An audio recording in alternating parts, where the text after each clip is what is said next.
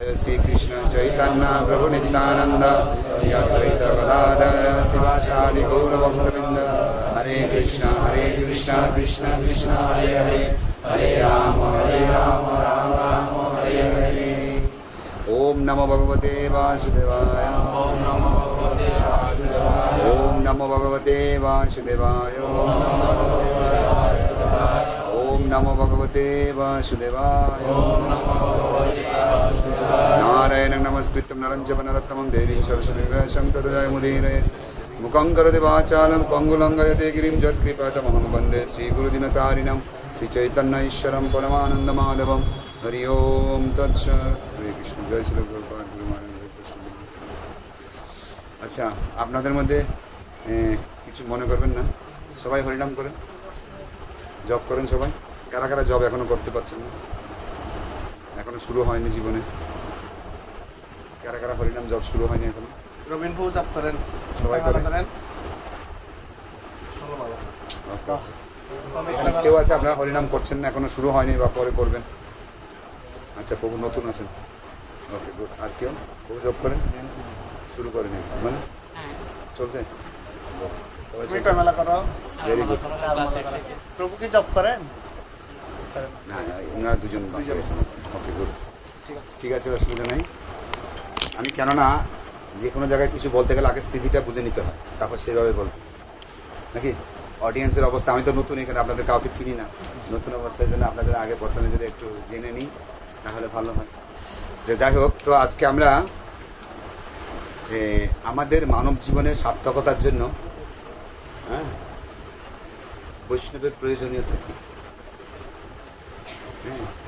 কেন আমরা বৈষ্ণবতা দরকার, কেন আমরা বৈষ্ণবের সঙ্গ করব, কী বা বেনিফিট আছে, কালকে আমরা আলোচনা করছিলাম এর ব্যাপারে অনেকটা।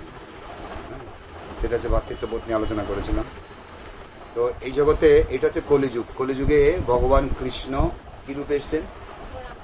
মহাপ্রভু রূপে। বলরাম নিত্যানন্দ রূপে। তো এই জন্য এই কলিযুগে আমাদের কাকে ফলো করব, কোন ভগবানকে? ভগবান তো অনেক আছে, কৃষ্ণ আছে, রাধারানী আছে, বলরাম আছে। এটা হচ্ছে দাপর যুগে। ত্রেতা যুগে রাম, লক্ষ্মণ, সীতা নাকি, আর সত্য যুগে লক্ষ্মী নারায়ণ, আর কলিযুগে গৌরনিতাই। তাহলে এবার আমরা এই কলিযুগে কাকে বেশি ফলো করলে আমরা লাভবান হব? এই জন্য বলছে কি, গৌরনিতা কি নিয়ে আসছেন? নাম সংকীর্তন। চারি যুগে চারি ধর্ম জীবেরও কারণ, কলিযুগের ধর্ম হয় নাম সংকীর্তন। তো এই কলিযুগে নাম সংকীর্তনের খুব গুরুত্বপূর্ণ। তাই এই জন্য বলা আছে কি, যে এই কলিযুগে একমাত্র আমরা আনন্দে থাকতে পারবো কি করলে? গৌরনিতাইয়ের শরণাগত হলে। গৌরনিতাই আমাদেরকে যেটা শিক্ষা দিয়েছিল এসে সেটা গ্রহণ করলে। তো এই জন্য বলছে নিতাই গৌর নাম আনন্দেরও ধাম। কিসের ধাম? যে জন নাহি লয়।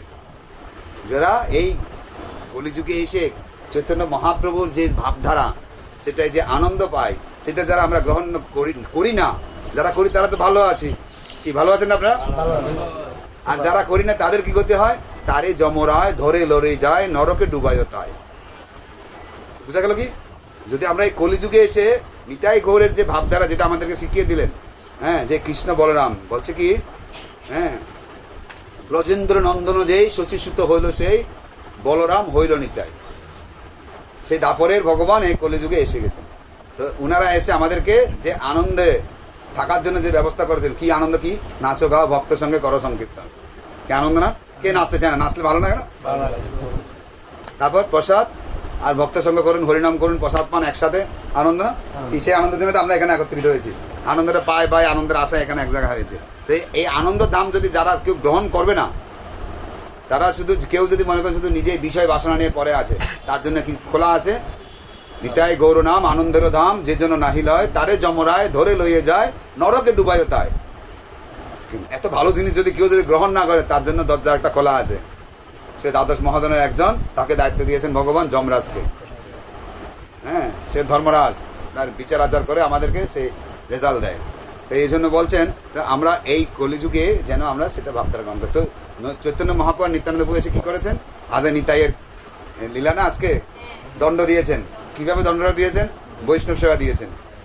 কেননা নিজে চুরি করে দূর থেকে দণ্ডবত প্রণাম করে চলে যাচ্ছে, আর সেজন্য রঘুনাথ দাস গোস্বামীকে তিনি দণ্ড দিয়েছেন। আজকে সেই দণ্ড উৎসব মানে কি? বৈষ্ণব সেবা দেওয়া। তো মাতাজির উপর আজকে দণ্ড দিয়েছিলেন কালকে, হ্যাঁ, মাতাজির উপরে মিঠাই নুপুর বাবু দণ্ড দিয়েছেন কি সবাইকে বৈষ্ণব সেবা দিতে হবে। কেন? বলছে মাতাজি সবসময় দেরি করে আসে আমাদের কাছে, আমরা তারা আগে পেতে চাই, এই জন্য মাতাজির কাছে দণ্ড দিয়েছেন। হরি বল। আমাদের বিধানবাবু কোথায়? বিধানবাবুকে দেখছি না। কখন আসবে?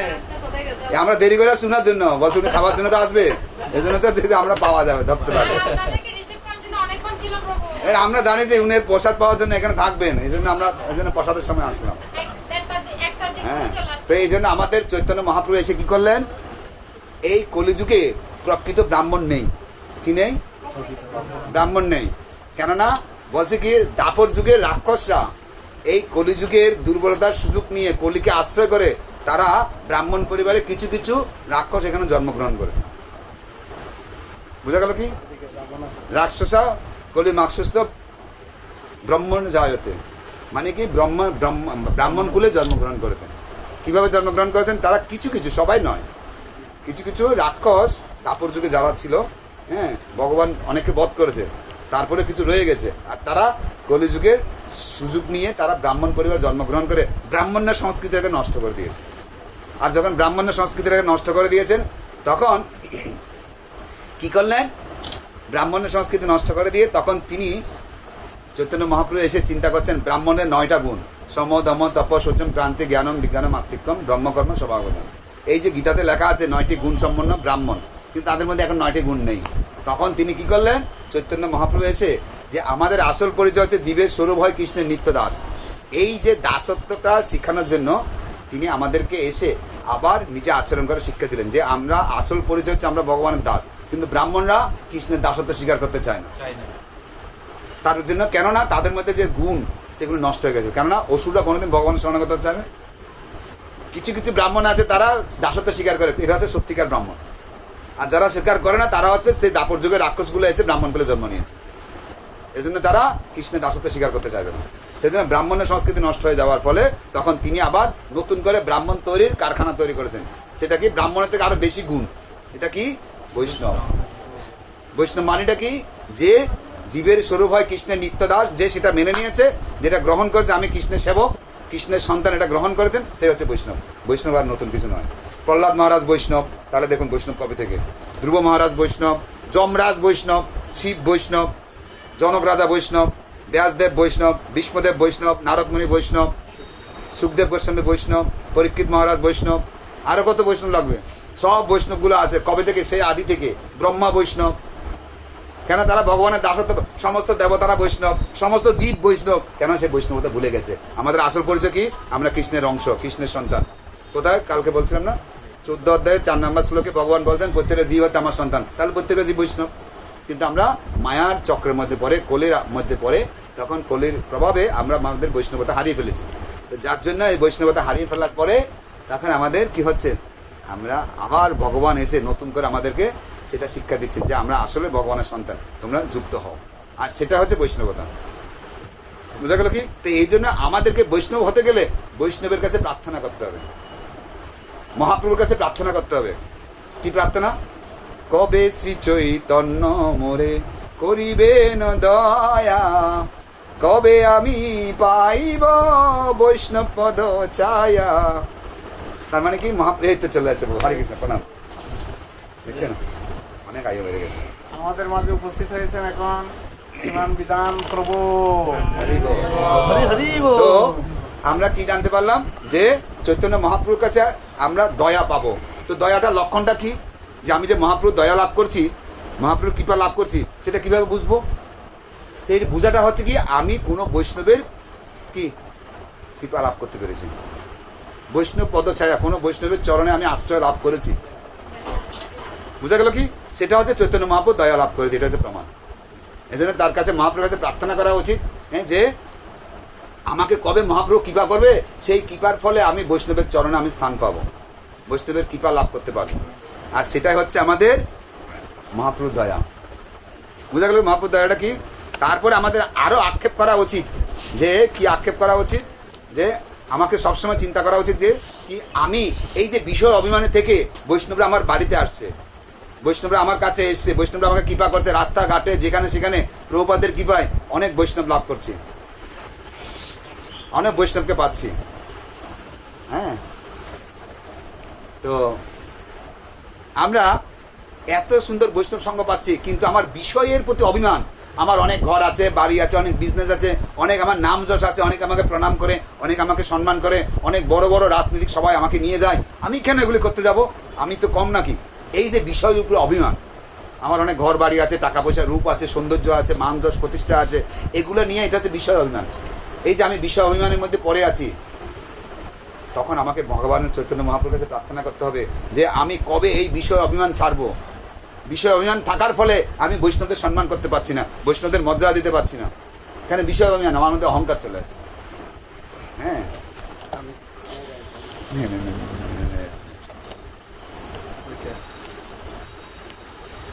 হ্যাঁ,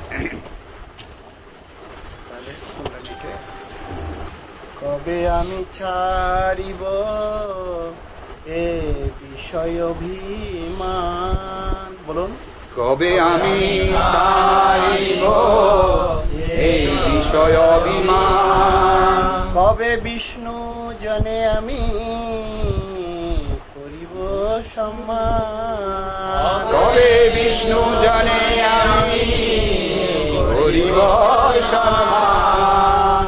তার মানে কি, আমার এই বিষয় অভিমান যেদিন ছাড়তে পারবো সেদিন আমি ভক্তদেরকে সম্মান করতে পারবো, ভক্তদের শরণাগত হতে পারবো। বুঝা গেল কি? কিন্তু আমার এই বিষয় অভিমান থাকার ফলে অর্থাৎ আমি মনে হচ্ছে কি আমার বিষয় অভিমান আমি ছেড়ে গেছে, কিন্তু না, তার মধ্যেও আছে। তাহলে এটা কিভাবে বুঝতে পারবো? আমরা বৈষ্ণব চিনবো কিভাবে? গলবস্ত্র গীতাঞ্জলি বৈষ্ণব নিকটে, বলুন সবাই।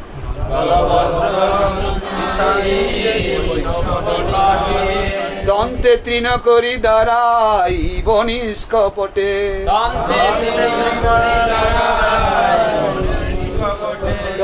তাহলে চিন্তা করুন আমি বৈষ্ণব কিভাবে চিনবো? গলবস্ত্র, এই গলবস্ত্র গীতাঞ্জলি, বৈষ্ণবকে আমি দেখে চিনতে পারবো, বৈষ্ণবের মধ্যে 26টা গুণ দেখতে পাবো।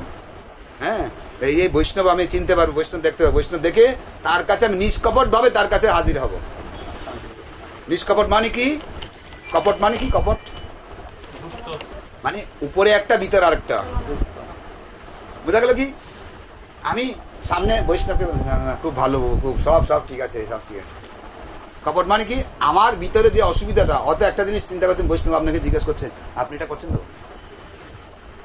হ্যাঁ প্রভু করছি, কিন্তু আসলে করছি না। তার মানে কপটতা। কপট তাহলে বৈষ্ণবের কৃপা পাওয়া যাবে না। কি পাওয়া যাবে না? বৈষ্ণবের কাছে নিষ্কপট থাকতে হবে, বাইরে যেরকম ভিতরে সেরকম হতে হবে। বাইরে ভিতরে যদি আলাদা আলাদা থাকে তাহলে সে বৈষ্ণবের কৃপা লাভ করতে পারে। কেননা ভগবান আপনার মধ্যে আছেন, বৈষ্ণবের হৃদয়ে আছেন। আর বৈষ্ণবের মধ্যে ভগবান বৈষ্ণব সাধনার ফলে এমন উচ্চতা চলে যায়, তারা মুখ দেখলে বুঝতে পারে কিন্তু মুখে বলে না কিছু। কেন বলে না? ভক্তের প্রতি কৃপা করে। তারা ফেস দেখলে বুঝে, ভগবান তাদেরকে স্মরণ করে দেয়, না এর মধ্যে দুর্বলতা আছে, এর মধ্যে দুর্বলতা আছে, এর মধ্যে দুর্বলতা আছে।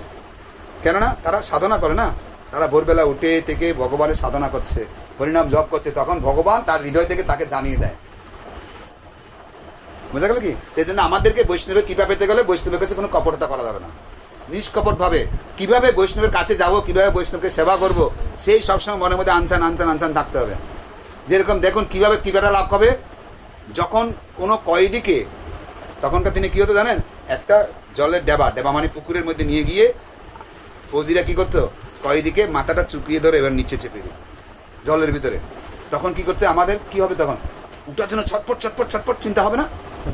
হ্যাঁ, আর যখন একটু করে বাইর করে দেবে, শান্তি। ঠিক সেরকম আমাদের জড়জগৎটা আমাদের এরকম কষ্ট দিচ্ছে। তো যখন আমাদের এইরকম এই ভবসাগরের মধ্যে যখন আমরা ডুবিয়ে আছি, এই যে বের হওয়ার জন্য আমাদের ছটপট করতে হবে। যেরকম আমাদের কেউ যদি আমাদেরকে মাথাটা জলের মধ্যে চাপিয়ে দেয়, উঠার জন্য যেরকম ছটপট করবে, সেরকম বৈষ্ণব সঙ্গ পাওয়ার জন্য, বৈষ্ণবের কৃপা পাওয়ার জন্য, বৈষ্ণবকে সেবা করার জন্য, বৈষ্ণবের আদেশ পালন করার জন্য এরকম মনটা সবসময় ছটপট করতে হবে। তাহলে মনে করবেন জীবনটা সাকসেস। তাহলে মহাপ্রভুর কৃপা পাওয়া যাবে, নাহলে পাওয়া যাবে না। মহাপ্রভু কৃপাটা বৈষ্ণবের মাধ্যমে দিবে। বুঝা গেল কি? তাই আমরা বৈষ্ণবের কাছে কেঁদে কেঁদে জানাবো, কান্দিয়া জানাই ইব দুঃখ গ্রাম,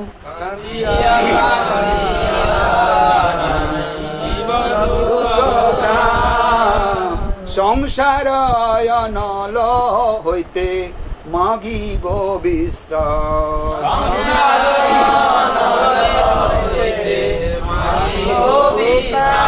তাহলে বৈষ্ণবের কাছে কি করতে হবে? আমাকে চোখের জল ফেলতে হবে। কি জন্য?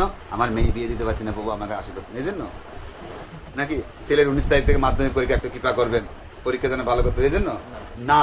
এই যে সংসার অনল, সংসার অনল মানে কি? জন্ম মৃত্যু জরা ব্যাধি চক্রের মধ্যে যে আমরা পড়ে আছি, কষ্ট পাচ্ছি, তিতাব দুঃখ পাচ্ছি, শারীরিক কষ্ট, মানসিক কষ্ট, আধ্যাত্মিক ক্লেশ পাচ্ছি না সবাই? আদি দৈবিক ক্লেশ, এই যে গরমের দিনে গরম, শীতের দিনে শীত, করোনার উপদ্রব, এগুলো পেয়েছি না সবাই? তারপর অন্য জীবের দ্বারা কষ্ট পাওয়া, জলের ব্যবস্থা করবে, অন্য জীবের দ্বারা কষ্ট পাওয়া, বোঝা গেল কি? যেমন মশা কামড়াচ্ছে, অন্যান্য জীব আমাকে কষ্ট দিচ্ছে, কোনো মানুষ কষ্ট দিচ্ছে, কোনো পশু পাখি কষ্ট দিচ্ছে, এই যে কষ্টগুলো আমরা পাচ্ছি, হ্যাঁ কি না? এগুলো মিস আছে কি? এগুলো পাচ্ছি সবাই, কিন্তু এগুলি কেন? এগুলো থেকে কখন আমরা নিষ্ঠা পাবো?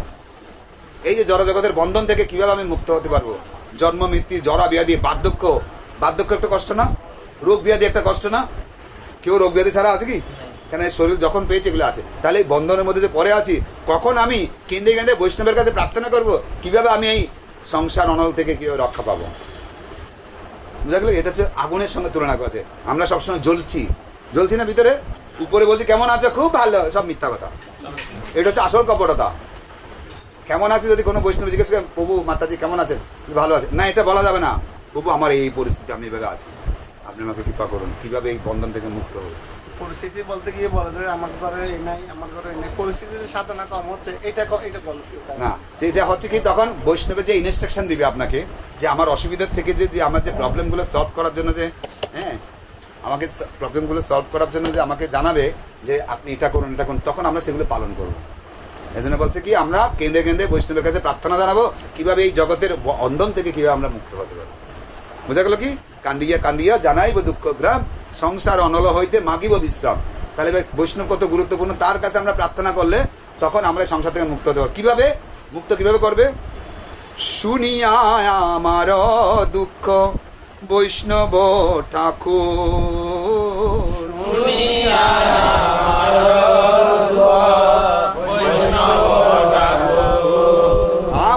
লাগি কৃষ্ণে আবে দিবে ন প্রচুর।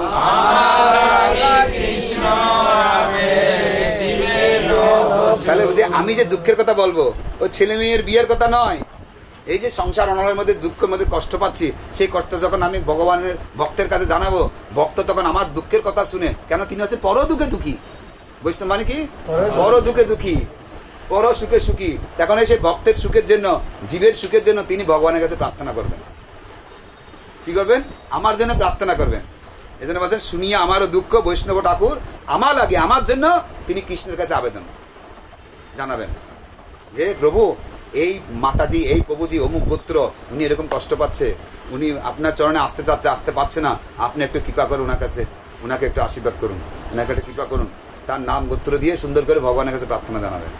জানানোর ফলে অনেক ভগবান তখন আপনাকে কৃপা করতে বাধ্য হয়।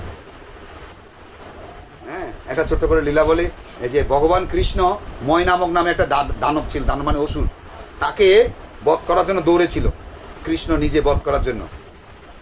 আর ওই গিয়ে কি করলো, অর্জুনের কাছে গিয়ে আশ্রয় চেয়েছে। আর ক্ষত্রিয় একটা ধর্ম কি, কেউ যদি তার কাছে যদি চরণে আশ্রয় চায়, সঙ্গে সঙ্গে তাকে কৃপা করে, তাকে আশ্রয় দান করে, আশ্রয় দেওয়া, তাকে সাহায্য করা হচ্ছে ক্ষত্রিয় ধর্ম। তখন সে অসুর হোক, কিন্তু তার কাছে যখন শরণাগত হয়েছে, তখন অর্জুন তাকে আশ্রয় দিয়েছে। আর যে আশ্রয় দিয়েছে, অর্জুন যেহেতু আশ্রয় দিয়েছে, ভগবান তখন তাকে অস্ত্র নিয়ে এসে মারার জন্য চেষ্টা করছে, মারতে পারছে না। কেন পারছে না? যেহেতু ভক্ত আশ্রয় দিয়ে দিয়েছে। বুঝা গেল কি? বৈষ্ণব পদছায়া কত গুরুত্বপূর্ণ। কোনো বৈষ্ণব যদি আমাকে আশ্রয় দেয়, হ্যাঁ, তাহলে ভগবানও আমাকে আর রোষ হবে না, ভগবান আমার প্রতি কৃপা পরায়ণ হবে। এই জন্য বলছেন বৈষ্ণব যখন আমার জন্য আবেদন করবেন, আমার জন্য প্রার্থনা জানাবেন, তখন ভগবান সেটা তাড়াতাড়ি স্বীকার করবেন, তখন তার জন্য কৃপা করেন বেশি তাড়াতাড়ি। বুঝা গেল কি? এই জন্য বলছেন আমার লাগে কৃষ্ণে, হ্যাঁ, আবে দেবেন প্রচুর, মানে আমার জন্য ভগবানের কাছে তিনি প্রচুরভাবে প্রার্থনা জানাবেন।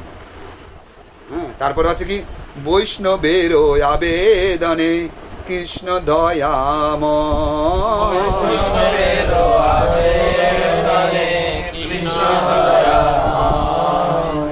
এহে নপামর পতি হবে না সদয়।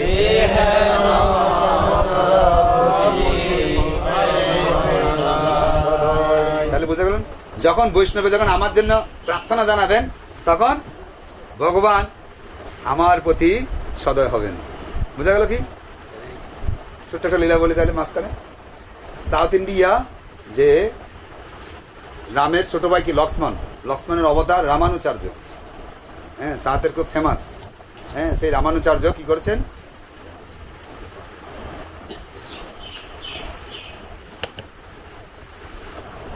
তো এই যে বৈষ্ণবের আবেদনে কৃষ্ণদয়াময়, এটার উপর লীলাটা। তো ওখানে রঙ্গনাথ নামে একজন ভগবান আবির্ভূত হয়েছেন স্বয়ং, অনেক বড় পাথরের মধ্যে তিনি আবির্ভূত হয়েছেন, ওখানে শুয়ে থাকে, মানে দর্শন দান করে। তো সেই রঙ্গনাথের সেবার জন্য এক বুড়িমা প্রতিদিন 2.5 পোয়া করে দুধ দেয়। তার বাড়িতে একটা গাভী আছে, 2.5 পোয়া করে দুধ দেয়। 2.5 পোয়া দুধ দিয়ে পূজারীরা ভগবানের জন্য সেখানে কি করে বিভিন্ন রকম কি ক্ষীর টির সুন্দর করে বানিয়ে দেয়, ভগবানকে সেবা দেয়। সে 2.5 পোয়া দুধ পেয়ে ভগবানের সেবা দেয়। তো পূজারীরা কি করে 2.5 পোয়া দুধের কিছু খরচা বুড়িমাকে দেয়, আর বুড়িমা কি করে এগুলো কোমরের মধ্যে রাখে। আর ছোট ছোট নাতিগুলো আছে, সে নাতিগুলো কি করে ওই টাকাগুলো নিয়ে গিয়ে আইসক্রিম খাবে, এই খাবে, সে নষ্ট করে দেয়, কোনো কাজে লাগে না। তখন বুড়িমা পূজারীদের বলছে তোমরা 1 সপ্তাহ একবার দাও, আমার নাতিগুলো না প্রতি নিয়ে যায়, আমি কোনো কাজে লাগাতে পারি না, নাহলে 15 দিন একবার দাও। তখন পূজারীরা সিদ্ধান্ত দিল কি 15 দিনে একবার করে তাকে টাকা দেবে। সে টাকাটা নিয়ে সে কোনো কিছু করতে পারবে, ভগবানের সেবা টেবা কিছু করবে ভগবানের সেবার জন্য। তখন সেই বুড়িমা এভাবে 15 দিন পর টাকা নেয়। তো এবার একদিন রামানুচার্য সে রঙ্গনাথ মন্দিরে আসেন। আচার্য মানে কি, আমাদের শ্রী সম্প্রদায় 4টা সম্প্রদায় আছে না, কি কি 4টা সম্প্রদায়? ব্রহ্ম, মধ্য, গৌড়ীয় সম্প্রদায়, তারপর শ্রী সম্প্রদায়, তারপর রুদ্র সম্প্রদায়, তারপর কুমার সম্প্রদায়, হয়ে গেল। এইবার শ্রী সম্প্রদায়ের আচার্য হচ্ছে কি রামানুচার্য, ব্রহ্ম, মধ্য, গৌড়ীয় সম্প্রদায়ের আচার্য হচ্ছে কি মাধবাচার্য, নিম্বাক সম্প্রদায়ের আচার্য হচ্ছে কি বিষ্ণু স্বামী, না নিম্বাক আচার্য, কুমার সম্প্রদায়ের আচার্য, তারপর তারপর এই রুদ্র সম্প্রদায়ের আচার্য হচ্ছে কি বিষ্ণু স্বামী। তাহলে এই 4 জন আচার্য। তো শ্রী সম্প্রদায় কোথেকে আসলো? লক্ষ্মী দেবীকে থেকে। শ্রী সম্প্রদায় আসলো কোথেকে? লক্ষ্মী দেবী থেকে। আর রুদ্র সম্প্রদায় শিব থেকে, কুমার সম্প্রদায় চতুর্কুমার থেকে, আর ব্রহ্ম, মধ্য, গৌড়ীয় সম্প্রদায় হচ্ছে কি আমাদের ব্রহ্মা থেকে। এই যে আমাদের যে পড়াটা আছে ব্রহ্ম থেকে, এই যে দিব্য জ্ঞান আমরা পাচ্ছি, সেই জ্ঞানগুলো ভগবান কৃষ্ণ ব্রহ্মাকে প্রথমে দিয়েছেন। ব্রহ্মা সৃষ্টিকর্তা ব্রহ্মাকে দিয়েছেন, ব্রহ্মা থেকে নারদ, নারদ থেকে ব্যাসদেব, এভাবে পরম্পরা এই শিক্ষাটা আমরা যেটা পাচ্ছি সেটা এসছে। এই যে ব্রহ্ম, মধ্য, গৌড়ীয় সম্প্রদায়। আর চৈতন্য মহাপ্রভু স্বয়ং কৃষ্ণ এই সম্প্রদায়টা চয়েস করেছেন, এটাকে তিনি জন্মগ্রহণ করেছেন, এটাই গ্রহণ করেছেন। তারপর এই যে রামানুচার্য তখন ওই মন্দিরে এসেছেন। তো মন্দিরে এসে একদিন কি করলো, পূজারীরা ওনাকে যে রঙ্গনাথকে যে পায়েস ভোগ লাগিয়েছে না, পায়েসটা নিয়ে এসে মহারাজকে দিয়েছেন। আর মহারাজ সে পায়েস যখন মুখে দিয়েছেন, সঙ্গে সঙ্গে বলছে এই দুধ কোত্থেকে আসে, এত সুস্বাদু।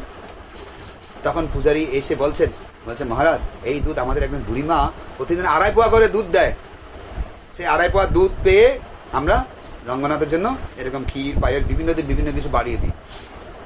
খুব ভালো। বলছে বুড়িমাকে খরচাপাতি দাও তো? বলছে হ্যাঁ, উনি আগে প্রতিদিন দিতাম, এখন উনি বলছেন কি আমাদেরকে 15 দিনে একবার খরচাপাতি দিন। তখন তিনি 15 দিনে একবার করে খরচাপাতি দেন। এবার 15 দিনে একবার খরচাপাতি নিয়ে যায়। বলছে তো নিয়ে গেছে তো এর মধ্যে? বলছে না, উনি আজকে আসার দিন আছে, 15 দিন হয়ে গেছে, হয়তো আসতে পারে। এইবার বুড়িমা গিয়ে কি করলো, এবার উনি সুন্দর করে প্রসাদটা পেলেন, খুব খুশি হলেন। এবার বুড়িমা গিয়ে ওই যে ওনার মন্দিরের পাশে একটা বান্ধবী আছে, তো বান্ধবীর ওখানে কয়েকদিন আগে ভাগবত পাঠ হয়েছিল, বৈষ্ণবরা গিয়ে ভাগবত পাঠ করেছে। আর সেখানে ভাগবত পাঠে এই আলোচনাটা হয়েছে, বৈষ্ণবের আবেদনে কৃষ্ণদয়াময়। তো বুড়িমাকে ওই বান্ধবী যে এই কথাটা বলছেন যে আমরা ভাগবত পাঠে শুনেছি কোনো বৈষ্ণব যদি কৃপা করে তাহলে ভগবান তাড়াতাড়ি কৃপা করে, বৈষ্ণব যদি আমাদের জন্য প্রার্থনা করে ভগবানের কাছে তখন ভগবান আমাদেরকে তাড়াতাড়ি কৃপা করে, তাই নাকি? ঠিক আছে। তখন তিনি প্ল্যান করছেন আমি মন্দিরে যাই, বড় বাবু তো আসার কথা। বড় বাবু মানে কি? রামানুচার্য। ওরা মানুষ কি করে বড় বাবু, ছোট বাবু এরকম করে, মানে গ্রাম্য ভাষায়, তারা সরল ভাষায় চিন্তা করছে যে বড় বাবু আসবে, তাহলে আমার একটা সুযোগ আছে, দেখি সুযোগটা পাই কিনা। যেই মন্দিরে ঢুকেছে দেখছে কি রামানুচার্য ওখানে বসে বসে জপ করছে। বুঝা গেল কি? সেই মহারাজ ওখানে বসে বসে জপ করছে। তখন জপ করছে, এই বুড়িমা গিয়ে রামানুচার্যকে প্রণাম করেছে। তো প্রণাম করে বলছে তুমি কে? বলছে আমি সেই বুড়িমা প্রতিদিন রাঙ্গনাথের জন্য কিছু সেবা দিই, তো আমি ভগবানের কাছ থেকে এই দক্ষিণাটা নিতে আসলাম। তো তখন প্রণাম করলো, প্রণাম করার পর পূজারি আসলো, পূজারি আসলো, এই সেই বুড়িমা, আপনি একটু আগে পায়েস খেলেন না, এই বুড়িমা প্রতিদিন 2.5 পোয়া করে দুধ দিয়েছে। বলছে তাই নাকি? তখন বুড়িমা জিজ্ঞেস করছে, বলছে উনি কে? বলছে ইনি হচ্ছেন আমাদের রামানুচার্য, সবচেয়ে বড় প্রভু। তুমি যে বড় প্রভু কখন আসবে জিজ্ঞেস করো না, এই সেই বড় প্রভু। বলছে তাই নাকি? যেই তাই নাকি বলে সুন্দর করে পাটা জড়িয়ে ধরেছে। কি করছে? পাটা জড়িয়ে ধরেছে, জড়িয়ে ধরেছে আর ছাড়ছে না। বলছে কি ব্যাপার, তুমি আমাকে জড়িয়ে ছাড়ো? বলছে না, তুমি আমাকে একটা লেটার দাও, একটা চিঠি দাও, যে আমি বালাজির কাছে যাবো, বালাজি যেন আমাকে নিয়ে যায়, একটা লেটার দিয়ে দাও, আমি বালাজির কাছে ফিরে যেতে চাই, আর কদিন থাকবো এখানে, এই কষ্ট জগৎ আর ভালো লাগছে না, আমাকে তাড়াতাড়ি এখান থেকে বিদায় দাও। বলছে আমি বিদায় দিব কিভাবে? ভগবান বিদায় দিবে। বলছে না, ভগবান বলছেন তুমি যদি আমার জন্য ভগবানের কাছে বলো তখন ভগবান আমাকে নিয়ে যাবে, নাহলে যাবে না। একেবারে সাদাসিধে ভাষা। তখন বলছে রামানুচার্য, বলছে চিন্তা করে গেছে। তখন পূজারীকে বলছে এই একটা কাগজ কলম নিয়ে আসো তো, চিঠি লাগবে। এখন কাগজ কলম নিয়ে আসলো। এইবার চিঠির মধ্যে রামানুচার্য লেখছেন, হে প্রভু বালাজি, আমি রামানুচার্য, আমি আপনার কাছে প্রার্থনা করছি যে এই বুড়িমার যদি কোনো স্বীকৃতি না থাকে, যদি স্বীকৃতি থাকলে ভালো, যদি কোনো স্বীকৃতি না থাকে তাহলে আমার যে সঞ্চিত স্বীকৃতি আছে এই স্বীকৃতি আমি বুড়িমাকে দান করলাম, আপনি এই স্বীকৃতির দ্বারা এই বুড়িমাকে আপনার কাছে ফিরিয়ে নিয়ে যান। রামানুচার্য চিঠি লিখে দিল। এবার চিঠি লিখে বুড়িমাকে বলছে দাও, এটা নাও, যাও তুমি বালাজির কাছে যাও। আর বুড়িমা চিঠিটাকে সুন্দর করে ভাঁজ করেছে, ভাঁজ করে করে এত চিকন করেছে, চিকন করে তাবিজের মতো করে সুন্দর করে কাপড়ের আঁচলের মধ্যে গিট লাগাতে লাগাতে লাগাতে লাগাতে লাগাতে লাগাতে মিনিমাম 50টা গিট লাগিয়েছে, লাগিয়ে কোমরের মধ্যে গুঁজে নিয়েছে, যদি হারিয়ে যায়। স্পেশাল চিঠি পেয়েছে এখন। এইবার বুড়িমা কি করছে, লাঠিতে ভর দিয়ে দিয়ে রামানুচার্যের কাছে প্রণাম করে বিদায় নিয়ে, হ্যাঁ, লাঠিতে ভর দিয়ে দিয়ে বালাজি পাহাড়ে আছে। বালাজি পাহাড়ে গেছেন কোন? কেউ শুনেননি? বিশাল উঁচু পাহাড়, ওখানে স্বর্ণের মন্দির আছে ভগবান। আর ভগবান ওখানে টাকার লীলা করে, ধনের লীলা, ডেইলি কোটি কোটি টাকা পরে দান করে, কেননা ওটাখানে অনেক লীলা আছে, বড় লীলা আছে। হ্যাঁ, তো সেখানে ভগবান, হ্যাঁ, ভক্তরা যদি 1 টাকা দেয় তাকে ডবল করে ফেরত দেয়, বুঝা গেল? ঋণ শোধ করে। হ্যাঁ, ভগবান ঋণ নিয়েছিলেন কার কাছ থেকে? বলরামের কাছ থেকে। তো বলরাম বলছে কি আমি ঋণ দিতে পারি, তুমি যদি আমাকে ডবল করে ফেরত দাও। তো এখনো পর্যন্ত ডবল ফেরত দিচ্ছে। যেই সেখানে দান করবে ভগবান তাকে ডবল ফেরত দেয়। ডেইলি কোটি কোটি টাকা ঋণ, মানে সেখানে দান পড়ে, ডেইলি কোটি টাকা। সবচেয়ে সারা ওয়ার্ল্ডের শ্রেষ্ঠ ধনী ভগবান, ধনের লীলা করেছেন ওখানে। মানে এই আপনার জগন্নাথে ভগবান ভোজন লীলা করেছেন, আর ওখানে ধনের লীলা করেছেন। লক্ষ্মী বালাজি ফেমাস ওখানে। যখন বুড়িমা কি করছে, অনেক পাহাড় তো, এবার আস্তে আস্তে আস্তে লাঠি ভর দিয়ে দিয়ে দিয়ে দিয়ে দিয়ে যাচ্ছেন। যখন লাঠি ভর দিয়ে দিয়ে দিয়ে দিয়ে যাচ্ছেন উপর দিকে, মাঝখানে গিয়ে খুব হাঁপিয়ে গেছে, জলের পিপাসা পেয়েছে, এখন কষ্ট পাচ্ছে। আর বালাজি এদিকে বুড়িমার কষ্ট দেখে আর সহ্য করতে পারছে না। তখন তিনি একটা ছোট বালক ভেষ ধারণ করে বুড়িমার কাছে চলে এসেছে। বুড়িমার কাছে এসে বালক ভেষ ধারণ করে এসে বলছে, এই ঠাকুমা তুমি কোথায় যাচ্ছ? বুড়া মানুষ হাঁটতে পারছেন, যাচ্ছ কোথায়? বলছে আমি বালাজির কাছে যাও। বলছে বালাজির কাছে কিছু নেবে? বলছে আমার একটা চিঠি আছে, ওই চিঠিটা দিতে যাবো। বলছে তুমি তো হাঁপিয়ে গেছে, উঠতে পারছি, কিভাবে দিবে? চিঠিটা আমাকে দাও, আমি দিয়ে আসি। কি বলছে? চিঠিটা আমাকে দাও, আমি দিয়ে আসি। বলছে না, তুই সব পাজি ছেলে, তুই দুষ্ট আছিস, তোকে কিছু দেওয়া যাবে, তুই আবার নিয়ে পালিয়ে যাবি, তোকে দেওয়া যাবে না। এইভাবে বুড়িমা বাচ্চাটার সঙ্গে অনেক বাদ বিতরণ করছে। এ বলছে দাও, আমি নিয়ে যাই, তুমি যেতে পারবে, আমি এখান থেকে পৌঁছাই দিব, এই 2 মিনিটের মধ্যে গিয়ে পৌঁছে দিয়ে আসবো। বলছে না না না, তুই দুষ্ট ছেলে, তোকে দেওয়া যাবে না। এখন বলছি তুমি তো হাঁটতে পারছেন, কি করে যাবে? বলছো তুই এক কাজ কর, আমার জন্য 1 গ্লাস জল খাওয়াতে পারিস, বুঝতে গেলি? আমার জন্য 1 গ্লাস জল নিয়ে আয়, হ্যাঁ, সেটা যদি পারিস একটু জলের ব্যবস্থা কর, আমি যেতে পারছি না। তখন বুড়িমার কথায় ভগবান বালাজির বালক রূপে যে এসছেন, তখন সে কি করলো, তাড়াতাড়ি গিয়ে 2 মিনিটের মধ্যে একটা বোতল করে জল নিয়ে আসে। বলছে না না না, জল খাও, জল নিয়ে তাড়াতাড়ি চলো। এখন জল যে খাওয়াইছে, তখন বুড়িমা তার প্রতি একটু মানে সম্প্রীতি ভাব আছে, না দুষ্ট না, ভালো আছে ছেলেটা, দুষ্ট হলে ভালো। তখন এবার জল পাওয়ার পরে বলছে আরে চিঠিটা আমাকে দাও, আমি পরে তোমাকে দিয়ে দিব, একবার পড়তে তো দাও। কারণ ভগবান তো অন্তর্যামী, জানে কি জন্য আসছেন, কেন আসছেন। সে উঠতে পারছে না, তাকে সাহায্য করতে এসছে। অতটুকু উপরে উঠতে পারবে না তো, অনেক উঁচা, এরকম 350 না উপরে 3000 কত সিঁড়ি আছে। এবং গাড়ি নিয়ে, এখন গাড়ি যায়, উপরে যায় গাড়ি, রাস্তা করে দিয়েছে সরকার থেকে, এটা সরকার থেকে পরিচালনা হয়। অনেক আর্মি, বিএসএফ টিএসএফ অনেক আছে। সারা রাত লোক যায়, সারা রাত 24 আওয়ার্স। ভগবান ঘুমায় না, 1 ঘন্টা ঘুমায়। তারপরে এইবার কি করলো বুড়িমা, কি করলো, ঠিক আছে আস্তে আস্তে কোমর থেকে বের করে এবার গিটগুলো খুলতো, 1টা 2টা এরকম 50টা গিট খুলে সুন্দর করে চিঠিটা দিল। বলছে তুই আমাকে পড়ে শোনা কি লাগছে। বুড়িমা বলছে তুই আমাকে পড়ে শোনা, পড়ে শুনিনি দিয়েছে। বলছে ঠিক আছে আমি পড়ে শোনাচ্ছি, তোমাকে পড়ে শুনি আবার দিয়ে দেবো, চিন্তা নেই। তখন দিলে খুললো, খুলে পড়ছে, আমি হে বালাজি আমি রামানুচার্য, হ্যাঁ, যে এই যে বুড়িমা প্রতিদিন 2.5 পোয়া করে রঙ্গনাথের সেবার জন্য দুধ দেয়, তো তার যদি যেটুকু স্বীকৃতি আছে, যদি স্বীকৃতি কম থাকে, তাহলে আমার যে স্বীকৃতি আছে সেই স্বীকৃতি দিয়ে তাকে তুমি এই জগতের ভববন্ধন থেকে তোমার কাছে নিয়ে যাও। ইতি রামানুচার্য। বলছো ও তাই তাই, হ্যাঁ ঠিক, আমি এটাই বলছি, এটাই লিখেছে, এটা লিখেছে, ঠিক আছে ঠিক আছে, দে দে আমাকে দে, আমার চিঠিটা আমাকে দিয়ে দে। বলছে তুমি কি বালাজির কাছে যেতে চাও, ফিরে যেতে চাও একবারে? বলছে হ্যাঁ, তার জন্য তো এটা চিঠি নিয়েছি, আমি বড় বাবুর কাছ থেকে এটা লেখা নিয়েছি, আমি বালাজির কাছে চলে যাবো, এখানে আর থাকবো না, এর ভালো না জগৎটা, পোষা জগৎ, এটা সবসময় দুঃখ দেয়, এখানে থাকবো না, এখানে সবসময় রোগে, দেখ বয়স হয়ে গেছে, রোগে চলতে পারছি না, হাঁটতে পারছি না, পাহাড়ে উঠতে পারছি না, এখানে মানুষ থাকে নাকি? কি আসলে ভালো জগৎ নাকি এটা? ভালো জগৎ? এই ঘরে সংসারে পড়িয়ে মারবো না পাই দুঃখের কথাটা সত্য। দুঃখালয় অসচেতন না, ভগবান বলছেন না দুঃখের আলয়, এখানে থাকা জেলখানার মধ্যে মানুষ থাকে নাকি? তখন ভগবান কি করলেন, ওর কাছে বলছে ঠিক আছে আমি তোমাকে বালাজির কাছে এখন নিয়ে যাচ্ছি, তুমি চোখ বন্ধ করো। বলছে চিঠি নিয়ে পালাবি না তো? বলছে না না, চিঠি তোমার হাতে রাখো। চিঠিটা দিল, আবার সুন্দর করে প্যাঁচ করে করে বান্ডিল করে করে করে আবার কোমরে গুঁজেছে। বলছে চোখ বন্ধ করো, আমি এক্ষুনি নিয়ে যাবো তোমাকে, তাই নাকি? যেই চোখ বন্ধ করো, সুন্দর করে একটা দিব্য বিমানকে আহ্বান করেছে, আর ভগবান বালক রূপে আছে, তার পাশে বালাজির রূপটা আছে। বুড়িমাকে বলতে এবার চোখ খুলো, তুমি চোখ খুললো, এই ছেলেটাকে দেখলো, ছেলেটা দেখলো কি বালাজির সঙ্গে এক হয়ে গেল, সেখানে বালাজির রূপ ধারণ করে বলছে এবার তুমি উঠো। উঠে বুড়িমাকে তখনই তার ধামে নিয়ে গেল। নিতাই গৌর প্রেমানন্দে। চিন্তা করেন, বৈষ্ণবের আবেদনে, বৈষ্ণবের আবেদনে, তাহলে বৈষ্ণব কত ভালো, বৈষ্ণবের কাছে আমাকে যাওয়া উচিত, বৈষ্ণবের কৃপাতে আমরা এই ভববন্ধন থেকে মুক্ত হতে পারবো। তাই এই জন্য ভক্তিবিনোদ ঠাকুর বলছেন বিনোদের নিবেদন বৈষ্ণব চরণে,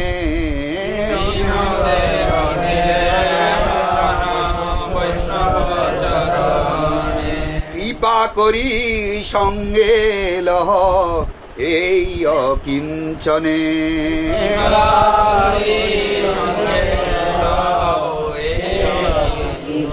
এবার বৈষ্ণবের কাছে আমাদের প্রার্থনা করতে হবে, প্রভু কৃপা করে আপনার সঙ্গে রাখুন। ভক্তিবিনোদ ঠাকুর প্রার্থনা করছেন, হে বৈষ্ণব ঠাকুর কৃপা করে আপনার সঙ্গে রাখুন আমার মতো এই অধম অকিঞ্চন, অকিঞ্চন মানে অধম, নিজেকে খুব ছোট ভাবে বৈষ্ণবের কাছে যেতে হবে, কপটতা করে নয়, কখনো মুখে একটা ভিতরে একটা, এটা চলবে না, নিষ্কপট ভাবে বৈষ্ণবের কাছে গিয়ে প্রার্থনা জানাতে হবে, বৈষ্ণবের চরণে যেন আশ্রয় পায়, বৈষ্ণব যেন আমাকে কৃপা করে, আমার যেন প্রার্থনা করবে ভগবানের কাছে, সেই বৈষ্ণবের কৃপাতেই তখন আমি ভগবানের কাছে ফিরে যেতে পারবো। বোঝা গেল কি চৈতন্য মহাপ্রভু কত সুন্দর করে আমাদেরকে শিক্ষা দিয়েছেন। হ্যাঁ ঠিক আছে, যদি চৈতন্য চন্দ্রের দয়া করহ বিচার, বিচার করিলে চিত্তে পাবে চমৎকার। কি বলছেন মহাপ্রভু এসে সুন্দর দয়া করছেন তার ভক্তদের পাঠিয়ে, বলছে মহাপ্রভু কোথায় পাবো, কিন্তু ভক্তকে তো প্রতিদিন পাচ্ছি, কি বৈষ্ণবকে পাচ্ছি না? ফোন করলেও পাচ্ছি নাকি, একটু মন্দিরে গেলেই পাচ্ছি নাকি, রাসবিহারীর কাছে গেলেই, জগন্নাথ মন্দিরের কাছে জগন্নাথকে দর্শন করতে গেলে তার ভক্তকে পেয়ে যাচ্ছি, যেখানে যাবো সেখানে পাচ্ছি। তাহলে কচিতা প্রভুকে পাচ্ছি, নবুর প্রভু পাচ্ছি, একটু চরণে গিয়ে শুধু একটু মাথা ঠেকাইতে হবে, আর বৈষ্ণবের শুধু চরণে মাথা ঠেকালে হবে না, যা বলে তা শুনতে হবে। কি করতে হবে? ওনারা যেভাবে আমাদেরকে কৃষ্ণের সেবার জন্য উপদেশ দিবেন সেটা আমাদেরকে হৃদয় থেকে মেনে নিতে হবে, যদি কোনো অসুবিধা হয় তার সঙ্গে শেয়ার করতে হবে, কপটতা করে নয়। বুঝা গেল কি? এইভাবে আমরা বৈষ্ণবের কাছে যদি চরণে যদি আশ্রয় লাভ করি তাহলে মহাপ্রভুর দয়া, এই চমৎকারটা আমরা বুঝতে পারবো। কি চমৎকার! আজকে দেখুন শিল প্রভুপাদ সারা বিশ্বের মধ্যে গিয়েছেন, আর সারা বিশ্বের মধ্যে গিয়েছেন বিদায় কত লক্ষ লক্ষ লোক প্রভুপাদের কাছে আশ্রয় নিয়েছেন, কত লক্ষ লক্ষ লোক, তারা সবাই ভালো আছে, তারা সবাই সুখে আছে, আবার তারা এই দেহ ত্যাগ করে ভগবানের কাছে ফিরে যাবে। তাহলে আমরা কেন পারবো না? আমরা কেন পিছিয়ে থাকবো? ঠিক কিনা? সেই জন্য মহাপ্রভু বৈষ্ণবদের কাছে যখন যাবো আমরা মহাপ্রভুর কৃপা লাভ করতে পারবো। কি করবেন? বৈষ্ণব আমাকে বলছেন তুমি জপ মালা নাও, প্রতিদিন জপ করো, হরে কৃষ্ণ কৃষ্ণ কৃষ্ণ হরে হরে, হরে রাম রাম রাম রাম। প্রতিদিন শ্রবণ করবেন, কি শ্রবণ? হরিনাম জপ করবেন, কীর্তন করবেন, ভাগবত কথা ডেলি শুনতে হবে। বুঝা গেল কি? ভাগবত কথা ডেলি শুনতে হবে, প্রতিদিন কৃষ্ণ প্রসাদ গ্রহণ করতে হবে, আর প্রচার করতে হবে, সাধুসঙ্গ ডেলি করতে হবে। না হলে সাধুসঙ্গ হচ্ছে বেড়া, নাহলে এই চারিদিকে কি হয়, কলি আছে, মায়া আছে, আমাদেরকে এখান থেকে ছুটে নিয়ে যেতে চেষ্টা হয়। এই জন্য আমরা বেড়ার মধ্যে থাকলে যেন তেন প্রকার নয়, যে কোনো প্রকারে আমরা যদি এই বেড়ার মধ্যে থাকি তাহলে আমরা সুন্দর করে সুরক্ষিত থাকবো, ভালো থাকবো, আর শেষে মৃত্যুর পরে আমরা ভগবানের কাছে ফিরে যেতে পারবো। এগুলি কেন করবো? ভগবান বলছেন অন্তকালে মানবের স্মরণ মুক্ত কলে বরম জপ রয়েছে সমদ্ভাবম জাতি নাতস্ত্রণ সংশয়। অন্তিম সময়ে যে আমাকে চিন্তা করে দেহত্যাগ করবে সে তৎক্ষণাৎ আমার কাছে ফিরে আসবে, কোনো চিন্তা নাই। তাহলে আমরা এত ভগবানের নাম জপ করবো, হরিকথা শুনবো, সাধু সঙ্গ কার জন্য? সাধুর কাছে গেলে তো হরিকথা শুনবো, সাধুর কাছে গেলে আমাকে কৃষ্ণ সেবা করতে লাগাবে, যে এটা করুন এটা করুন, তাহলে কি আমার কল্যাণ হবে? আমরা যদি মনে করি প্রভুটার কাছে গেলে না শুধু খাটায়, আমাকে লাভ হবে কি কিছু? এরকম চিন্তা করলে লাভ হবে? খাটায় না, প্রভু আমাকে কৃষ্ণ সেবা লাগাচ্ছে। আপনি যে অফিসারের কাছে চাকরিতে যাবেন, যেখানে বিজনেস করতে যাবেন, সেখানে কম খাটেন নাকি? সারাদিন মাথার কাম পাইয়ে ফেলেন, কি লাভ কর? সংসার সংসার করে কাটানো কাল, লাভ না হলে কিছু ঘটিল জঞ্জাল। তাহলে জঞ্জালের মধ্যে থেকে আপনাকে টেনে নিয়ে আসে কৃষ্ণ সেবায় যুক্ত করছেন, এটা কত মহৎ। চিন্তা করুন, আমরা আগে কোথায় ছিলাম, এখন কৃষ্ণের সঙ্গ পেয়ে কৃষ্ণ সেবার করার সুযোগ পাচ্ছি, হরিনাম করার সুযোগ পাচ্ছি, নাকি ভাগবত শোনার সুযোগ পাচ্ছি। তাহলে এটা চারটিখানি ব্যাপার। আমরা কোথায় ছিলাম, কি ছিলাম, কত পাপ কর্মে যুক্ত, এখানে এসে আমরা কি করতে লাভ করবো? বুঝা গেল কি? এই জন্য আমাদেরকে সাধু সঙ্গ সবসময় থাকতে হবে। ওকে, হরে কৃষ্ণ হরে কৃষ্ণ কৃষ্ণ কৃষ্ণ হরে হরে, হরে রাম হরে রাম রাম হরে রাম। জয় হরিনাম সংকীর্তন কি, জগৎ গুরু শিল প্রভুপাদ কি, পতিত পাবন গুরু মহারাজ কি, ভক্ত গৃহে ভাগবতী অনুষ্ঠান কি, উপ বৈষ্ণব সেবা কি, জয় গৌর প্রেমানন্দে। মঞ্চা কল্পতরুষ্য কৃপা সিন্ধু পতিতানাং পাবনেভ্যো বৈষ্ণবেভ্যো নমো নমঃ। Any question? কোনো কারো প্রশ্ন আছে? প্রশ্ন আছে কারো? এইসব আলোচনার মধ্যে থেকে কারো কোনো প্রশ্ন জাগলে প্রশ্ন করতে পারে।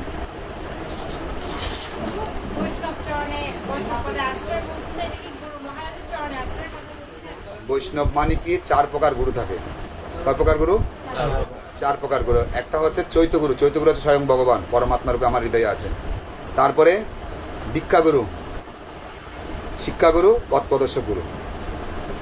বুঝা গেল কি? ধ্রুব মহারাজের সৎমা ছিল না, যে কোলে উঠতে দেয়নি, যাও তুমি যাও ভগবানের কাছে গিয়ে তপস্যা করো, তারপর পরের জন্মে আমার গর্ভে জন্ম নিলে তারপর তুমি তোমার বাবার কোলে উঠতে পারবে।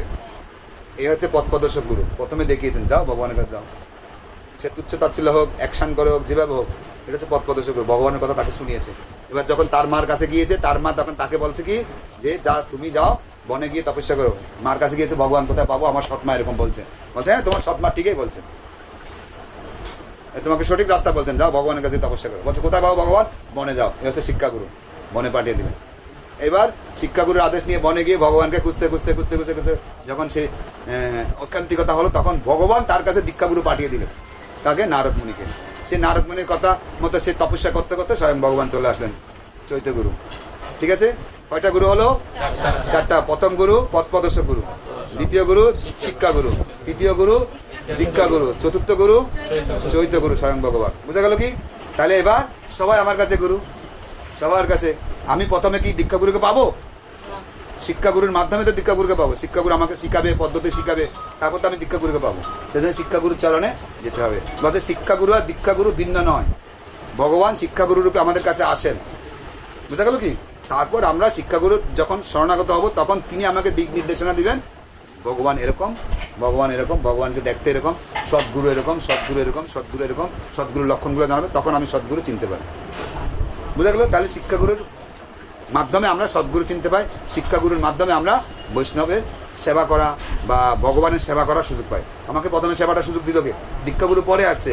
আগে আমাকে সেবায় দিতে দিতে দিতে দিতে কী করছেন? শিক্ষাগুরু আমাকে আমার ইন্দ্রিয়গুলোকে কী করছেন? শুদ্ধ করছেন, পবিত্র করছেন, সেবা করতে করতে, তাই না? শিক্ষাগুরু কী করে? আমাকে কৃষ্ণের সেবা লাগাবে, হরিনাম জপ করাবে, সব কিছু শিক্ষাগুরুই করছে। পরে আমাকে শুদ্ধ করছে, পিউরিফাই করছে, তখন আমি দীক্ষাগুরুর সন্ধান পাবো। আমাদের এই নয় কোনো ভাবা উচিত না আমি দীক্ষাগুরু পেয়ে গেলাম, শিক্ষাগুরু অবজ্ঞা করলাম, মহা অপরাধ। বুঝা গেল কি? শিক্ষাগুরুকে দীক্ষাগুরুর মধ্যে সম্মান করতে হবে।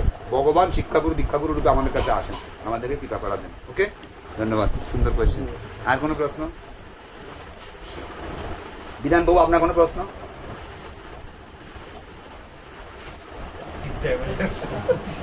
যেন তেন প্রকারেণ সময় বের করে ভক্ত সঙ্গ করতে হবে। যেন তেন প্রকারেণ ভগবানের সেবায় যুক্ত থাকতে হবে। যেন তেন প্রকারেণ সময় আমার কাছে অনেক আছে, কিন্তু আমাকে বের করতে হবে। ভগবানের কাছে প্রার্থনা করতে আমাকে বুদ্ধি দিন, আমি যেন করতে পারি। এইটাই আশীর্বাদ। যেগুলো বলছে এগুলো পালন করাটা আশীর্বাদ। বৈষ্ণবের আশীর্বাদ কি? উপদেশে আশীর্বাদ। বৈষ্ণবের আশীর্বাদ আছে উপদেশ, সেটা পালন করবো, তাহলে ঠিক থাকবে। বৈষ্ণবের কাছে আপনাকে মন খুলে বলতে হবে যে আমি এই সমস্যা আছে, আমি কি করে যাবো। যখন বৈষ্ণব উপদেশ দেবে সেটা পালন করবেন, বৈষ্ণব তখন আপনার জন্য ভগবানের কাছে প্রার্থনা করবেন। বৈষ্ণবের আবেদনে কৃষ্ণ দয়াময় পচেতাবু সঙ্গে আছে, উনার সঙ্গে আলোচনা করবেন, উনি যেটা যেটা উপদেশ দেবে সে পালন করবেন। হ্যাঁ হ্যাঁ, ভালো তো। আপনি উনার যে অর্থটা আছে, অর্থ হচ্ছে লক্ষ্মী নারায়ণ ছাড়া থাকতে পারে না। যদি আমার লক্ষ্মীকে যদি কৃষ্ণের সেবা লাগাতে না পারি, সেটা তখন অর্থ অনর্থের মূল হবে, সেটা যাবে হসপিটালে, লক্ষ লক্ষ টাকা চলে যাবে। যদি লক্ষ্মীকে কৃষ্ণের সেবা, সেই জন্য আমরা সাধুর কাছে যাবো কেন, লক্ষ্মীটাকে যেন ভালো করে ইউজ করতে পারি, ঠিক জায়গায় ভগবানের সেবা লাগাতে পারি।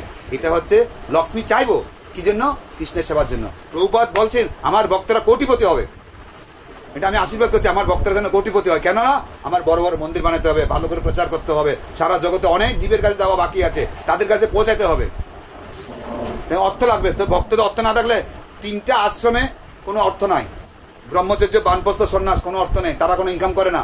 ইনকাম করবে কি গৃহস্থ ইনকাম করে 3টা আশ্রমকে প্রতিপালন করে। গৃহস্থের কাজ কি, তারা ইনকাম করবে, সংসার দেখাশোনা করবে। কিভাবে? মহাপ্রভু শিক্ষা দিয়েছেন, প্রভুপাদ শিক্ষা দিয়েছেন। আদর্শ গৃহস্থ জীবন একটা বই আছে, মনুসংহিতা মনু মহারাজ বলেছেন 29 অধ্যায়ে, মানে গৃহস্থের অর্থনীতি। ওখানে বলছেন কি, আপনার ইনকামের 100% থেকে 50% ভগবানের বাণী প্রচারের জন্য ইনকামের, তারপরে আর 25% আপনার ভবিষ্যতের জন্য রাখতে হবে। ভবিষ্যতের বাচ্চাদের পড়াশোনা আছে, এই আছে সে আছে, যা কিছু আছে, ভবিষ্যতের জন্য 25% রেখে দিবেন। আর 25% দিয়ে আপনার সংসারে ভগবানের সেবা, আত্মীয় স্বজনের সেবা, যত পরিবার পরিজন কুটুম্ব এগুলো সেবা করবেন। এটা হচ্ছে কি লক্ষ্মীকে কৃষ্ণের সেবা লাগানোর পদ্ধতি। আর 50% ভগবানের প্রচারের জন্য আপনাকে নিযুক্ত করতে হবে, নিজেও যুক্ত থাকবেন, আবার ভগবানের সেবা। অনেকে মনে করে কি আমার বাড়িতে বহু ভগবানের সেবা হচ্ছে, তো কেন আমাকে এত কিছু করতে হবে না, এটা বলছেন এভাবে। ওই 25% দিয়ে বাড়ির ভগবানের সেবা এবং ভক্তের সেবা হবে। যত রকম প্রোগ্রাম করবো 25%-এর ভিতরে, বেশি আড়ম্বরিতা নয়। বুঝা গেল কি? তাই এই জন্য আমাকে 50% ভগবানের প্রচারের জন্য রাখতে হবে। এভাবে আমাদেরকে ভগবানের কাছে প্রার্থনা করবো, লক্ষ্মী দেবী আমাকে দিচ্ছেন, না দিলে আমি খাচ্ছি কোথায়, না দিলে আমি এত সুন্দর ঘরের মধ্যে আছি কোথায়, দিয়েছেন, তার জন্য কৃতজ্ঞতা স্বীকার করতে হবে। ভগবানের কাছে, লক্ষ্মী দেবীর কাছে বলতে হবে আপনার কৃপাতে আমি এই পরিমাণ অর্থ আজকে আমার ইনকাম হলো, আপনার কৃপাতে আমি একটু পেয়েছি, সেটা কৃতজ্ঞতা স্বীকার করলে দেখবেন আপনাকে আরো বেশি করে দিবে। আমরা সবসময় চাই, কিন্তু আমাদের দিয়েছে তার জন্য আমরা ভগবানের কাছে বলি না। রেসপেক্টনেস, এটা হচ্ছে স্তুতি করা, যে প্রভু আপনি আমাকে এত সুন্দর কৃপা করেছেন, আমি আপনাকে ধন্যবাদ জানাচ্ছি। জানাই কি একবারও? শুধু খাই চাই বলি নাকি, আমার এই সমস্যার কথা বলে, কিন্তু উনি যে আমাকে আজকে হাত পা গুলো ভালো লাগছে যেন আমি চলছি, বলি একবারও আপনি আমাকে এত সুন্দর দেহ দিয়েছেন, এটা দিয়ে আমি চলছি ভালো, আমি যেন আপনার সেবায় যুক্ত হতে পারি, আমাকে আশীর্বাদ করুন। কিন্তু উনি যে আমাকে দিয়েছেন তার জন্য আমাকে বলতেন না। আজকে দেখুন ভগবান এই যে সূর্যটা দিয়েছে না, সূর্য আলো দিচ্ছে, কয় টাকা বিল দিতে পারবেন? কত টাকা দিতে পারবো? দিতে পারবো না 1 টাকাও, কিন্তু আমাদেরকে তাও দিয়ে যাচ্ছেন উনি। আজকে যদি জল না থাকে কারেন্টটা চলবে কি? জলের থেকে কারেন্ট আসছে, তাহলে জলটাও ভগবান দিচ্ছেন। কোন দিকে ভগবান দিচ্ছে না, কিন্তু আমরা তার কাছে একবারও তার গ্লোরিফিকেশন করি না, প্রশংসা করি না। এটা প্রশংসা করতে হবে। প্রশংসা করা মানে স্তুতি করা। নিজের ভাষায় বলুন, শুধু শ্লোক লাগবে না, নিজের ভাষায় বলতে থাকুন ভগবানের কাছে, স্তুতি প্রার্থনা করুন, তাহলে ভগবান খুশি হবেন, তখন আপনাকে আরো বেশি করে দিবে। আপনি যদি আপনার বাবাকে প্রশংসা করেন, বাবা আপনার কোনো কিছু অপূর্ণ রাখবে? আর যদি বাবাকে শুধু বলেন আমার মা বাবা আমার জন্য কিচ্ছু করেনি, আর কোনোদিন কিছু দিবেও না। এই জন্য ভগবানের কাছে সবসময় ভগবানের গুণগান করবেন, ভগবান যে আমাকে দিয়েছেন তার জন্য স্বীকার করবেন। বৈষ্ণবের কাছে বলবেন ভগবান আমাকে অনেক দিয়েছে, আপনি আমাকে বলুন আমি কিভাবে আপনার সেবা করতে হবো, কিভাবে বৈষ্ণবের কাছে প্রার্থনা করবো, কিভাবে আমি ভগবানের সেবায় যুক্ত হবো, আমাকে কৃপা করুন। ভগবান তখন আপনাকে কোনো কিছু অভাব রাখবে না, সেবা হচ্ছে পরম ধর্ম। ওকে, ধন্যবাদ। ঠিক আছে, তাহলে আজকে এখানে রাখি, না আরো প্রশ্ন আছে?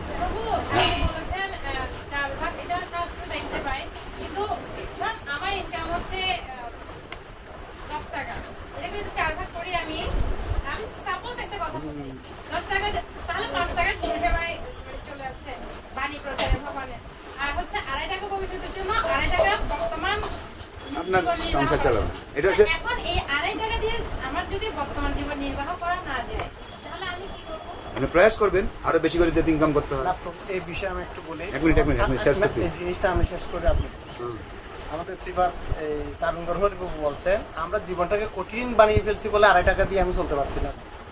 আমি যদি সহজ করে চলি তাহলে আমার ঘর ভাড়া বেশি লাগবে না, আমি ছোট করে থাকবো, আমি ছোট মানুষ, ছোট একটা রুমে থাকবো, এবং আমার কম ভাড়া দিয়ে আমি থাকবো। আমি টিভি, ফ্রিজ এই সমস্ত জিনিসগুলোকে কিনে এনে আমি কঠিন বানিয়ে ফেলছি। আমি যদি এটাকে সহজ করে চলি তাহলে আমি বেশি ইনকাম করব, কিন্তু খরচ হবে কম। কিন্তু আমরা ওই চিন্তা করি না, আমরা যত ইনকাম করি তার চেয়ে বেশি খরচ করার প্রয়াস করি বলে আমাদেরকে বেশি খাটতে হয় এবং আমাদের টাকা আমরা কুলাতে পারি না, টাকা আমাদের শর্ট পড়ে। বহুপাত বলছেন কি সিম্পল লিভিং হ্যাঁ দিদি হায়ার থিঙ্কিং, মানে কি আমরা সাধারণ জীবন পালন করব। ভক্ত জীবন মানে কি সাধারণ জীবন। আমরা কি হয় সামাজিক স্ট্যাটাস মেনটেন করতে গিয়ে, হ্যাঁ, সমাজের সঙ্গে টক্কর দিতে গিয়ে আমরা তখন আধ্যাত্মিক জীবনটাও নষ্ট করে ফেলি। আচ্ছা বাবু, এখন আমি সমাজে টক্কর দিচ্ছি না, কিন্তু আমার না দেওয়ার প্রবণতা আছে। আমি আমার কথা বলছি, তাহলে তখন আমি নিজেকে কিভাবে পিউরিফাই করব?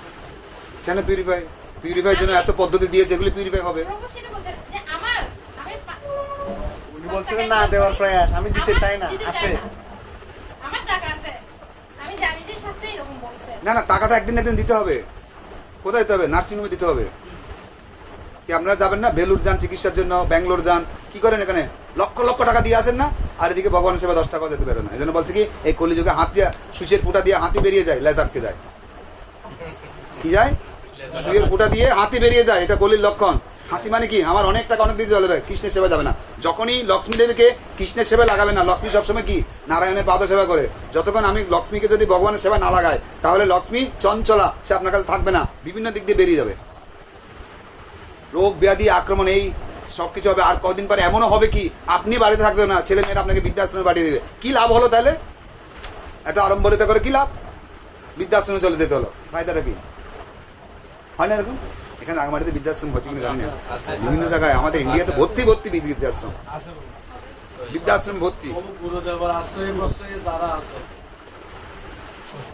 এখন টাকাগুলিতেও গুরুদেবের তখন যে যারা গুরুদেব আশ্রয় প্রশ্রয়ে আছে, তারা টাকাগুলো গুরুদেবের না। গুরুদেবের শিষ্য যদি একটু কষ্ট হয়ে থাকে, তাহলে গুরুদেবের কিছু বলছে গুরুদেবের শিষ্যের কোনো কষ্ট হয় না, কেননা সে যখন ভক্তি জীবনে আসে না, তখন বলে কি ভগবান আমাকে যেভাবে রাখছে এভাবে আমি খুশি। এই জন্য বলে সিম্পল লিভিং। আমি সাধারণ থাকবো আর চিন্তা করবো কৃষ্ণকে কিভাবে খুশি করবো। সুদামা গরিব ছিল না, তার মুখে কোনো চোখের জল দেখেছেন কি? ছিল চোখের জল? কৃষ্ণ ভক্ত দুঃখ পাইবে তিনি নিজে কান্না করতো কৃষ্ণ, কিন্তু ভক্তের চোখে মধ্যে জল ছিল না। সেই সুদামাই ছিল, সবসময় ভিক্ষা করে, 5 বারে ভিক্ষা করে, যা পাবে তা দিয়ে চলতো, তার চোখে কোনদিন জল আসেনি।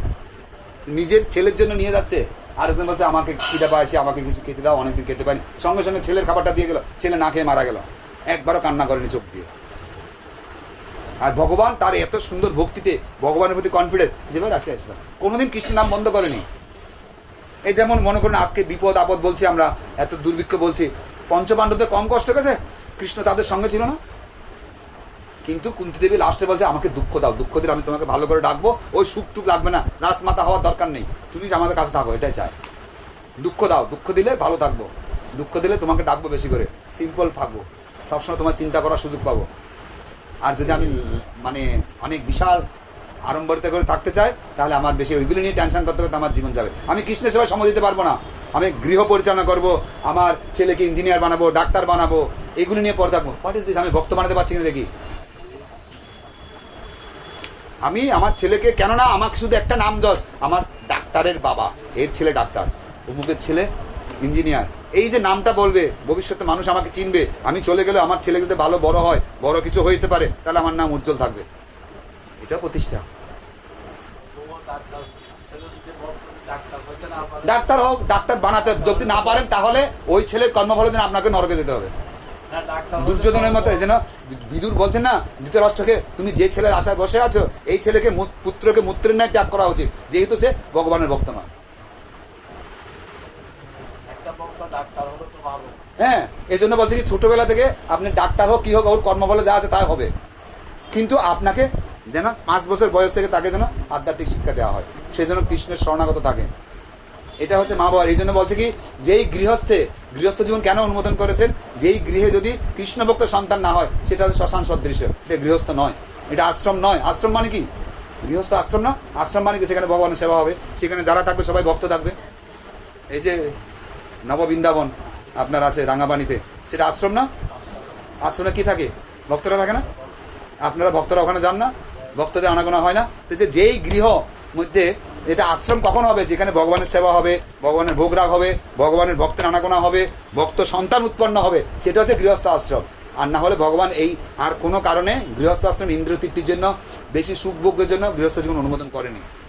গৃহস্থ জীবন অনুমোদন করেছে যেন কৃষ্ণ ভক্ত সন্তান উৎপন্ন হয়। তো এখন আপনার সন্তান যদি ডাক্তার হলো, ইঞ্জিনিয়ার হলো, কিন্তু ভক্ত করতে পারলেন না, তাহলে ওর পাপের ফলে আপনাকে নরকে যেতে হবে। কেন? সন্তানকে আপনি সহযোগিতা করে মানুষ করেছেন। এই জন্য বলছেন কি, আমরা যেন তেন প্রকার যেই পিতামাতা সন্তানকে কৃষ্ণ ভক্তি দান করে সে হচ্ছে প্রকৃত পিতামাতা। আবার এটা বলছেন মনুসংহিতা, মনু মহারাজ বলছেন যে পরিবারের সংসারে যাওয়ার আগে চিন্তা করতে হবে কি আমি আমার সন্তানকে কৃষ্ণ ভক্ত তৈরি করতে পারবো কিনা। যদি সে তার আশ্রিত ভক্তদেরকে, আশ্রিত জীবদেরকে যে কৃষ্ণ ভক্তি দিতে না পারে, তাহলে তাকে সংসার জীবনে যেতে না করছে, সে পিতামাতা হওয়ার যোগ্য নয়। খুব কঠিন কথা, কিন্তু যেটা আপনার প্রশ্ন করছেন এজন্য বলছি, আমি বলতাম না। বলছে কি যে পিতামাতা সন্তানদেরকে যদি কৃষ্ণ ভক্ত তৈরি করতে না পারে, তাহলে তাকে সন্তান উৎপাদন করা নিষেধ, তাকে সংসার জীবনে যাওয়া না যাওয়া ভালো। ভক্তি সিদ্ধান্ত সরস্বতী ঠাকুর বহুবার সংসার জীবনে যেতেন। উনাকে যখন বলছেন আপনি সংসার জীবন না নিয়ে আপনি লাল কাপড় নিলেন কেন, বলছে আমি গ্যারান্টি দিতে পারছি না আমার সন্তানরা ভক্ত হবে, এজন্য আমি প্রচার করব, প্রচার করে আমি ভক্ত বানাবো। আমি এই জন্য সংসার জীবনে না গিয়ে আমি প্রচারে এগিয়ে যাচ্ছি। বোঝা গেল কি? কোনো গ্যারান্টি দিতে পারছি না। এই জন্য আমাদেরকে আগে থাকতে ট্রেনিং নিতে হবে। সংসারে যাওয়ার আগে আমাকে একজন ভক্ত পত্নী দেখতে হবে, যেন আমি যেন কৃষ্ণ ভক্ত সন্তান তৈরি করতে পারি।